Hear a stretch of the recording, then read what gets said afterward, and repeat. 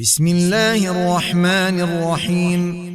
والشمس وضحاها والقمر إذا تلاها والنهار إذا جلاها والليل إذا يغشاها والسماء وما بناها والأرض وما طحاها ونفس وما سواها فألهمها فجورها وتقواها قد أفلح من زكاها وقد خاب من دساها كذبت ثمود بطغواها إذ انبعث أشقاها فقال لهم رسول الله ناقة الله وسقياها فكذبوه فعقروها فدمدم عليهم ربهم بذنبهم فسواها